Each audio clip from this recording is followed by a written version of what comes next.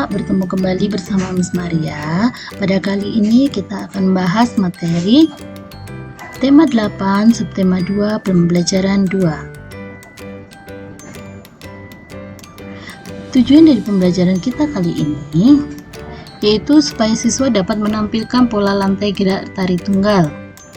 Yang kedua, supaya siswa dapat mengetahui siklus air dan bencana kekeringan. Yang ketiga, supaya siswa dapat menentukan informasi dari teks non-fiksi. Menampilkan pola lantai gerak tari tunggal. Apa itu pola lantai? Tari tunggal adalah garis-garis di lantai yang dilalui oleh seorang penari pada saat melakukan gerak tari. Nah, pola lantai tari tunggal ini dibedakan menjadi dua, yaitu garis lurus dan garis lengkung. Untuk pola lantai garis lurus ada 6 macam. Yang pertama yaitu bentuk horizontal, diagonal, zigzag, segitiga, segi empat, segi 5. Kemudian untuk pola lantai garis lengkung dibedakan menjadi 4, yaitu lingkaran, angka 8, lengkung ke depan, lengkung ke belakang. Kita lanjut ke materi yang selanjutnya, yaitu tentang siklus air dan bencana kekeringan. Siklus air berguna untuk menjaga ketersediaan air bersih bagi kehidupan manusia. Siklus air selalu menghasilkan air bersih. Siklus air berlangsung karena adanya pemanasan air oleh sinar matahari secara terus-menerus. Adanya panas matahari mengakibatkan air di permukaan bumi menguap atau yang disebut dengan evaporasi. Uap air dari proses penguapan merupakan uap air yang bersih. Saat mengalami penguapan, kotoran pada air tertinggal karena tidak ikut menguap. Jadi jangan khawatir kalau air hujan itu kotor. Kemudian, beberapa cara menghadapi bencana kekeringan yang bisa kita lakukan adalah sebagai berikut, yaitu efisien dalam menggunakan air melalui penggunaan teknologi hemat air, melakukan sistem bergilir dalam penggunaan air, pembangunan waduk atau bangunan lain yang dapat digunakan untuk menampung air hujan, memprioritaskan penggunaan air waduk untuk keperluan air minum, pengairan, dan industri.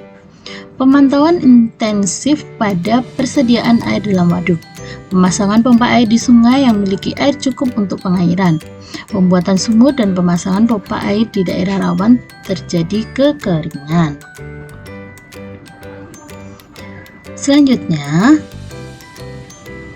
air sangatlah bermanfaat bagi kehidupan manusia.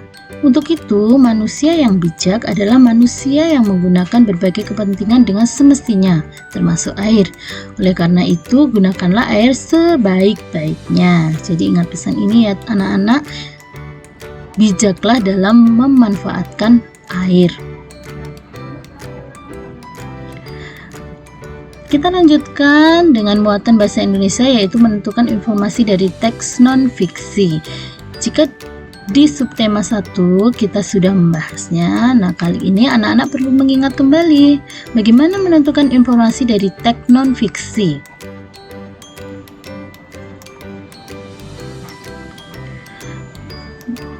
Teks non-fiksi memuat peristiwa yang berkaitan dengan kehidupan sehari-hari. Isi teks non-fiksi memuat informasi yang dapat menambah pengetahuanmu. Perhatikan bacaan di bawah ini. Berjudul proses terjadinya hujan Heinz. Proses terjadinya hujan dimulai dari sinar matahari yang menyebabkan adanya evaporasi. Air yang berada di bumi seperti laut, sungai, serta sumber air lainnya mengalami penguapan. Hasil uap tersebut naik dan mengalami proses kondensasi. Dalam proses kondensasi, uap air berubah menjadi embun karena suhu sekitar awan lebih rendah dari panas matahari. Akan terbentuk titik embun air. Suhu udara yang makin tinggi membuat titik-titik embun makin banyak dan memadat, lalu membentuk awan. Awan-awan yang mengandung titik embun air tersebut berkumpul dan membentuk awan besar berwarna kelabu. Awan akan menjadi tetesan air yang disebut hujan. Hujan juga sering terbentuk serpihan salju. Salju terbentuk dengan cara yang sama seperti hujan, tetapi dalam kondisi yang lebih dingin. Kecepatan hujan turun tergantung dari wilayahnya. Daerah gurun kering akan lebih lambat dibandingkan hutan tropis. Oke. Peristiwa-peristiwa penting yang kita peroleh dari teks yang kita baca tadi yaitu air yang berada di bumi seperti laut, sungai, serta sumber air lainnya mengalami penguapan. Yang kedua, dalam proses kondensasi, uap air berubah menjadi embun karena suhu sekitar awan lebih rendah dari panas matahari, akan terbentuk titik embun air.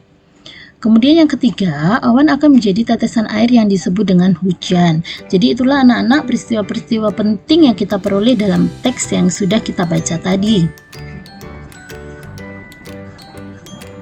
Oke, berdasarkan materi yang sudah kita bahas tadi, Miss harap anak-anak juga membacanya di buku modul sehingga apa yang Miss jelaskan dapat kalian pahami dengan baik. Terima kasih anak-anak sudah menyimak video pembelajaran kali ini. Tetap semangat belajar, jaga kesehatan, dan sampai jumpa.